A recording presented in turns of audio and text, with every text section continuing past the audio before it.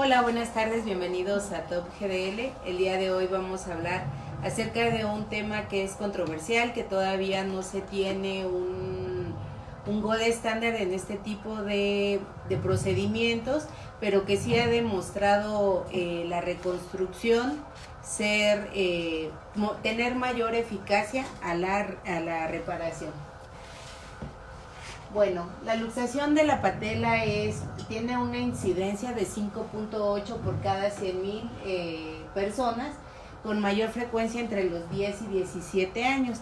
Esto nos hace que a veces se subtrate, por así decirlo, o no se investigue perfectamente a los pacientes de esta edad por considerarlos que todavía se encuentran en un periodo de crecimiento, que son esqueléticamente inmaduros y que con la posibilidad del crecimiento y este desarrollo pues se logre una mayor estabilidad. Ahora, va a haber factores que van a incrementar la predisposición para sufrir una luxación. Estos son, por ejemplo, el aumento del ángulo Q, la rotación tibial externa excesiva, una rotación interna femoral, una patela alta, así como una hipoplasia del cóndilo lateral femoral. Ahora, es importante poder, cuando tenemos a este tipo de pacientes, hacer un verdadero análisis de la patología y el por qué el paciente se luxó. Sabemos que existen luxaciones traumáticas en las cuales no existe ninguno de estos factores y que nuestra terapéutica podría ser un poco más conservadora en comparación a pacientes que ya han tenido, que tienen los factores predisponentes, y aparte de esto tenemos una atrofia del vasto medial, una insuficiencia de los ligamentos patelofemorales mediales, un geno recurvatum o una hipermovilidad patelar o la hiperlaxitud ligamentaria o una displasia de la rótula. Entonces, al tener todos estos factores es importante analizarlos para poder decidir hacia dónde nos vamos a dirigir con nuestro tratamiento. Los mecanismos de producción, ya lo dijimos, que va a ser causado por movimientos rotacionales asociado a una contracción del cuádriceps o una contusión diréctica que va a hacer que la patela salga de su eje, y con esto nos va a producir una luxación. Puede o no estar asociado a los factores predisponentes que ya mencionamos. Ahora, ¿cuáles van a ser los síntomas del paciente? Pues va a tener un dolor intenso, la deformidad, aumento de volumen y limitación de la movilidad. Es importante evaluar porque existen muchos, sobre todo niños, que refieren que se les salió, bueno, no saben en sí cuál fue su mecanismo de lesión ni lo que les pasó, solamente llegan con nosotros ya con la patela reducida, y muchas veces a nosotros nos cuesta trabajo el poder saber si realmente se luxó o si solamente fue una contusión que está produciendo un edema o tiene alguna lesión que es intraarticular y que nos está produciendo el aumento de volumen. Entonces, esto es importante investigarlo de la manera correcta. Ahora, los estudios, bueno, van a ser estudios, podemos ir desde las cosas muy básicas a las más complicadas. Por ejemplo, tenemos los rayos X, donde vamos a pedir una P, en la cual vamos a poder evaluar la configuración de la patela, si existe o no la presencia de una patela bipartita y la presencia de fracturas, recordando que si encontramos fracturas o lesiones condrales o fragmentos condrales que se puedan observar, ya es un criterio que es quirúrgico desde la primera vez. En la lateral, la altura de la patela es importante porque en los últimos estudios, en base a esto, podemos determinar cuál va a ser el procedimiento que vamos a utilizar, y sabemos que es un factor de riesgo para que esto nos dé una inestabilidad patelar. Y las axiales, pues como estaba mencionando, fracturas osteocondrales o de la posición que guarda la patela con respecto a la atrofia. Desde aquí podemos ver una patela inclinada, una patela lateralizada o una patela luxada. Como aquí, por ejemplo, se ve como la patela está completamente luxada. Ahora, estudios ya más específicos como la tomografía o la resonancia magnética nos van a poder permitir estudiar al paciente, saber si existe ¿Cuál es la determinación del ángulo Q en la resonancia magnética, si existe o no la lesión del ligamento patelofemoral medial desde la primera luxación o desde el primer evento? Y con esto poder determinar si vamos a optar por un tratamiento conservador o un tratamiento quirúrgico. Ahora, las lesiones osteocondrales pues se dividen en tres, van a ser las inferomedial, los fragmentos laterales del cóndilo femoral y la abulsión del retináculo medial. Como lo vamos a ver en la siguiente diapositiva, o en qué nos basamos para esta charla. Bueno, la inestabilidad patelar va a ser una complicación frecuente en atletas jóvenes quienes presentan signos de apresión positiva, así como episodios de luxación o subluxación recurrente. Ya vimos que la estabilidad patelar va a estar dada por las fuerzas que van a actuar a nivel de la patela, y una disrupción de estas fuerzas nos van a llevar a un inadecuado tracking patelar, así como una inestabilidad secundaria. Entonces, la estructura principal que va a limitar la traslación lateral patelar es el ligamento patelofemoral medial, y este va a contribuir un 60% de la estabilidad cuando la rodilla se encuentra entre los 0 y los 30 grados de flexión. Cuando se sobrepasa este grado de flexión, ya lo que interviene ya es la conformación estructural, por así decirlo, de los cóndilos, y cómo la patela entra a nivel del surco troclear, y ahí es donde se encarrila. Entonces sabemos que nuestra principal estructura, siendo el ligamento patelofemoral medial, normalmente está roto en cualquier luxación, y el tratamiento cuando el tratamiento conservador no es exitoso. ¿Cuándo podemos optar por un tratamiento conservador según la literatura? Bueno, esta lo va a hacer cuando no encontramos ningún otro de los factores que ya mencionamos, cuando no está incrementado el ángulo Q, cuando no tenemos una torsión tibial, cuando no tenemos una anteversión femoral. Todos estos factores, si los descartamos, podríamos optar por un tratamiento conservador en el primer episodio. La reparación y la reconstrucción ahora son las dos vertientes que nosotros tenemos para tratar de resolver este problema.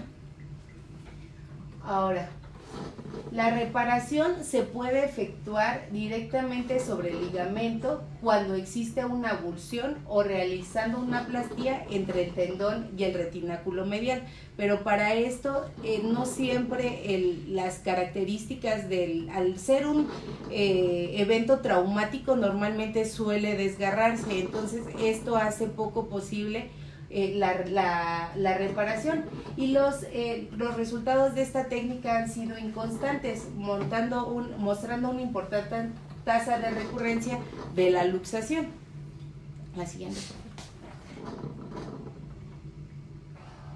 En contraste, en la reconstrucción ha mostrado menor índice de falla, mejores calificaciones en escalas funcionales, lo único que tiene como consecuencia es que ha incrementado las tasas de artrofibrosis, la fractura de patela como un evento secundario a la técnica quirúrgica, y que a veces cuando no se utiliza la adecuada técnica pueden quedar como una restricción excesiva, y por lo tanto incrementar la fricción, por así decirlo, entre la patela y los cóndilos.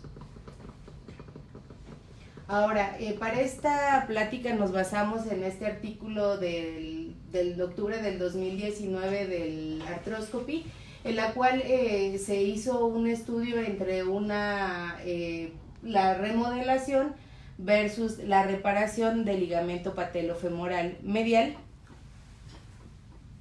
Ahora, bueno, el método se utilizó pacientes con diagnóstico de inestabilidad femoropatelar con reconstrucción versus remodelación de enero de 2018 a septiembre del 2015, con imágenes preoperatorias y 2 años de seguimiento.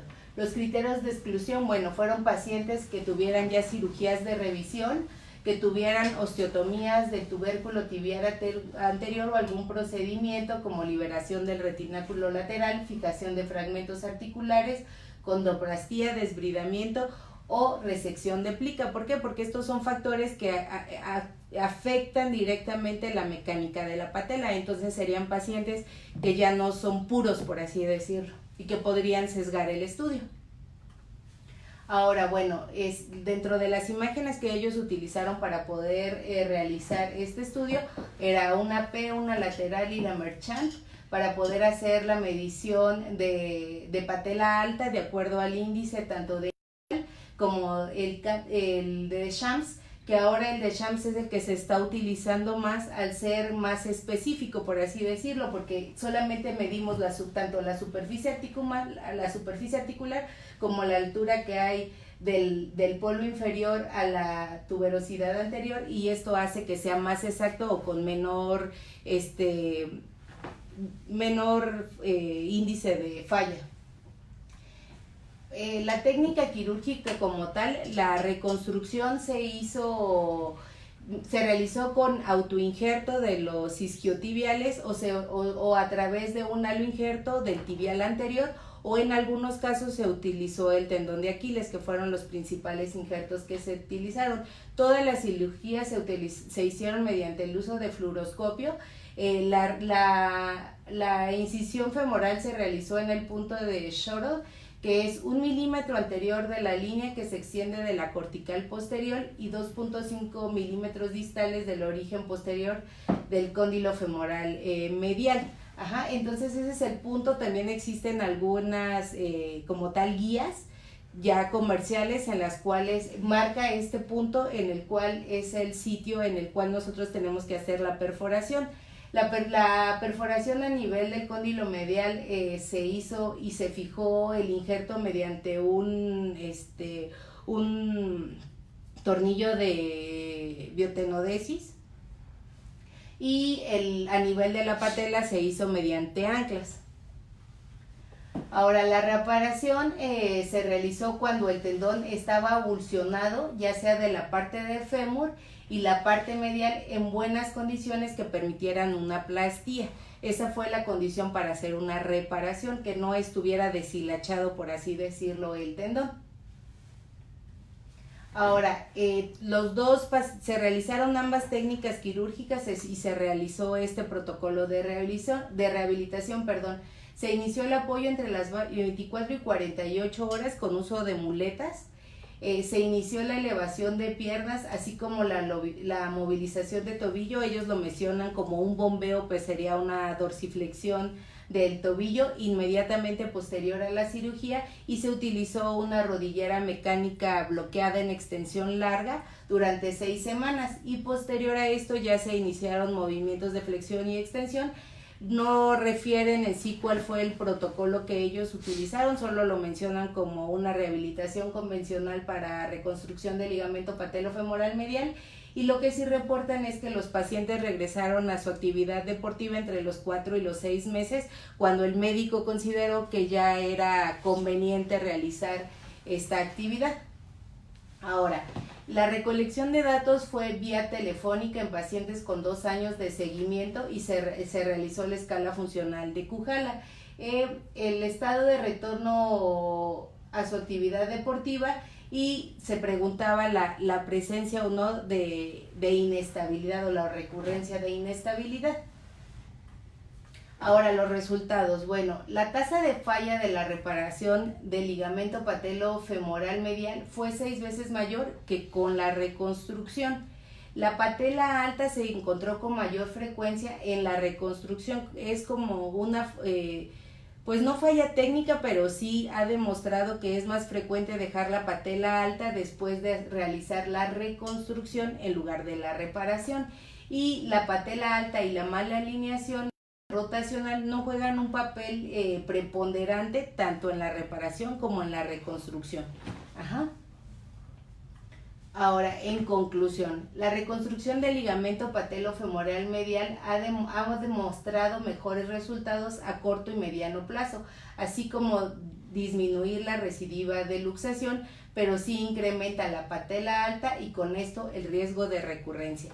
Es importante aquí nombrar que existe se revisó por la editorial el estudio y ellos reportan que es un buen estudio, pero todavía no se puede considerar como un gold estándar la reconstrucción, porque las tasas de recidiva que se han dado en los pacientes es a partir de los 8 años. Este estudio tiene 2 años de seguimiento, entonces es todavía un largo camino que le falta para saber si es mejor optar por la reconstrucción. Otra cosa importante es la escala que se utilizó aquí en el Cujala tiene muchos factores los cuales se requiere de una valoración radiológica, lo cual no se hizo en este estudio. Entonces sí es importante considerar que existen múltiples factores dentro de la luxación de patela y que no es como una receta de cocina, por así decirlo, se luxó, reconstruyo, se luxó, reparo. Pero sí la tendencia mundial, por así decirlo, antes se recomendaba, bueno, darles tratamiento conservador, esperar y en base a ello evaluar si se realizaba o no, si existía una inestabilidad, bueno, entonces lo opero. Pero ahorita en un consenso, de hecho el FEMECOT del año pasado se hizo un consenso en una charla muy similar que era el tema la luxación de patela como primer episodio, ¿se opera o no se opera desde la primera vez? Y el consenso general en esa charla fue de operar, porque se está demostrando que la lesión del ligamento patelofemoral medial es al 100% desde el primer episodio. Entonces, si sabemos que este es el principal estabilizador, pues la indicación sería ya ahora la reconstrucción. Veremos en un futuro si hasta el momento pues los mejores resultados ha sido la reconstrucción, entonces optar por una reconstrucción y en base a que vayan saliendo a lo mejor mayores técnicas o sea mayores resultados, pues optar a lo mejor si va a ser una banda, 2 bandas, dependiendo del tipo de lesión. No sé si existe alguna pregunta en las redes, alguna pregunta o algún comentario de aquí de la sala. Hablando de indicaciones, si tienen un fragmento osteocondral, si tienen edema óseo por el mecanismo de intensidad de luxación y si está roto el ligamento patelofemoral. Esas son las indicaciones quirúrgicas por todas las consecuencias. La técnica dice que no, que hay que ver, pero la historia dice siempre se complican con inestabilidad o con una nueva luxación en el 90% de los casos. De hecho, en ese consenso que tú hablas, yo hablaba del 78% y hubo quien habló hasta el 90% respaldado con artículos. La otra cosa que es interesante en esto es el valorar mucho si ese centro de entrada a fijar en el adolescente, recordemos que es de los 10 a los 17 años la edad de frecuencia. Si ese niño de 10, 12 años, la línea de crecimiento está metido en donde vamos a poner el ligamento patelofemoral, a lo mejor lo que debemos hacer es no la reconstrucción, sino la reparación y quizás reforzarlo. ¿Ya? ¿Ok? Eso es lo que yo creo que se debe de hacer, y más las lesiones adjuntas que tiene durante la luxación. ¿De acuerdo? Ese es mi punto de vista. Bueno, si no existen preguntas en las redes, les agradecemos que nos hayan acompañado el día de hoy y nos vemos el siguiente martes.